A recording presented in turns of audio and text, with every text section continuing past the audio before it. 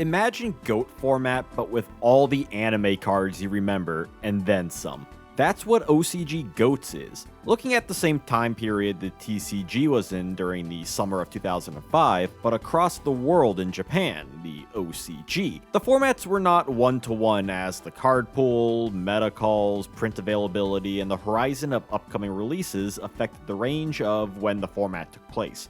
In Japan, they don't have what we would call pet name formats like Goat, Edison, and Hat. Goat format for us would be akin to April 2005 Environment or something along those lines, where many, including myself, see the cutoff point for what would constitute as a reasonable analog to SJC Indianapolis would be the Asia Championship 2005 on April 9th.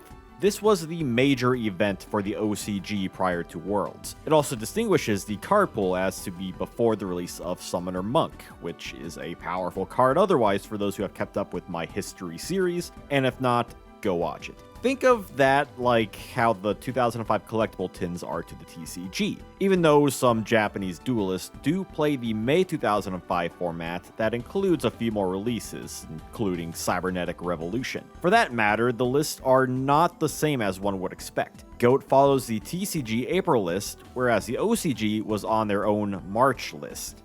This was a big change from the last September 2004 one. Many of the cards you'd be familiar with were put on the list, like Fiber Jar, Delinquent Duo, and Gravity Bind. Really, there's nothing particularly different about the two lists aside from the OCG exclusives. Sixth Sense is banned, and Marshmallow is limited. That's all you need to know. Which brings down one barrier of entry aside from being aware of the Japanese cards.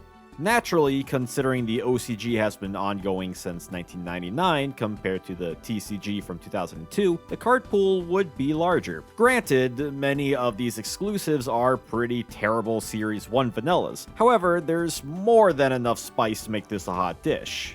That is, unless you desperately wanted to play with Fiend Kraken or Dark Rabbit. But in OCG Goats, you have access to plenty of cards you would have thought were in the TCG by then, like Blue Eyes Ultimate Dragon, Magician of Black Chaos, and Mystical Beasts of Circuit. I wouldn't blame you if you thought they were due to the video games using the OCG's card pool or the existence of Blue Eyes Shining Dragon that needed Blue Eyes Ultimate Dragon to even be summoned. That's another way you can look at this, by using a card pool you may have already been accustomed to at one point in your life. I mean, what is Duel Monsters era Yu-Gi-Oh without all the anime staples? Even the more casual cards have notoriety like Copycat and Mystic Box. It's also card dynamics that make this arguably more interesting. The blanket of options increases greatly when you can surprise your opponent. Rocket Warrior, Goblin Zombie, Mystical Reft Panel, Virus Cannon, Foolish Burial, Spell Shattering Arrow. I could go on and on with all the singleton cards, but it goes to show how deeper the pool is in the OCG. And it's not like there are format breaking cards either. Victory Dragon isn't going to make waves, and neither would the gadgets to a major degree. Just make sure what the proper etiquette in regards to Victory Dragon is before you start entering tournaments. Yet throw in some cards in the mix like Crush Card Virus or Exchange of the Spirits, and you might just change my mind with those pre-errata cards. Speaking of, what are some decks you could have fun with? I streamed OCG Goats a while back, and I was able to whip together some rather enjoyable strategies. Despite their meta viabilities, the creative juices ran rampant that day, my friend. Toon's Gain needed firepower and Toon Dark Magician Girl since she doesn't have a summoning sickness, and a 2k direct attack from a special summonable monster can hurt. Magical Dimension and Dark Magic Curtain give great ways to summon Dark Magician in a deck way more dedicated to the strategy than in the TCG. You can even summon Dragon Master Knight in a Fusion Gate deck by using the searchable BLS ritual and a Fusion sub for an even more potent Fusion Gate OTK. Even something as small as Metal Reflect Slime or Fiend Sanctuary goes out of their way to make Monarchs better. That said, what did people actually play in terms of a metagame? Looking at the named event, it was essentially what GOAT format would adapt into. This isn't anything new, as many times the OCG is a step ahead of the TCG with exceptions here and there. People on Pojo forums and whatnot would be keen on what went on overseas, why it worked, why it wouldn't work here, or what specific cards to look forward to. For example, it didn't seem like Upper Deck was about to release DD Warrior or Shield Crush anytime soon, two cards that some meta OCG decks used.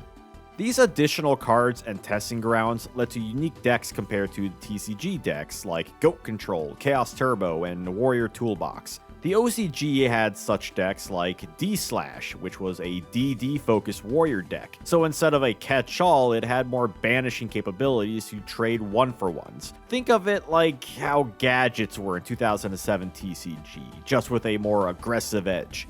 There were also similar decks, of course, like Chaos variants with Nephthys, Metamorphosis, and Warrior. So generally, you'd see a parallel universe type decks running around.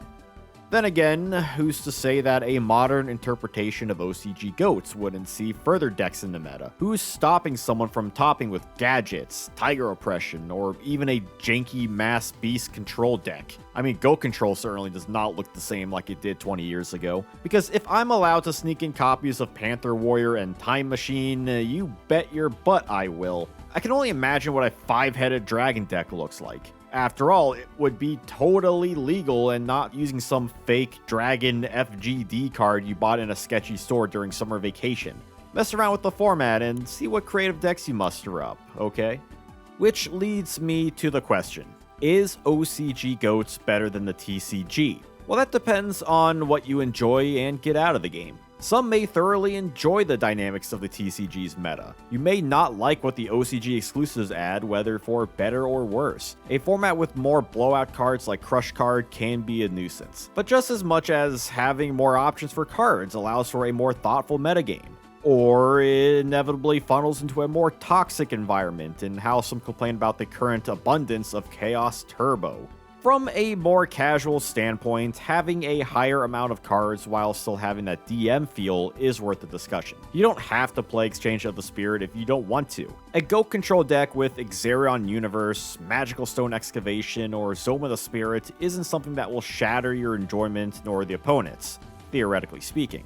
Even just the allure of all those anime cards being legal without dealing with later major releases and forbidden lists is a great concept that the TCG only experienced in the video games.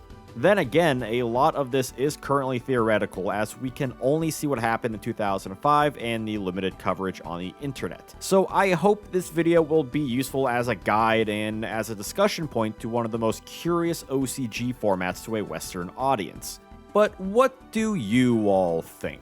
Is the ceiling of OCG Goats higher than the TCG? Or do the additional cards negatively impact the core of what many already love? Which one do you prefer and why? And what are some of your favorite exclusives in the format? Let me know down below, and until next time, goodbye, sayonara, and arrivederci. Duel on, passionate duelist.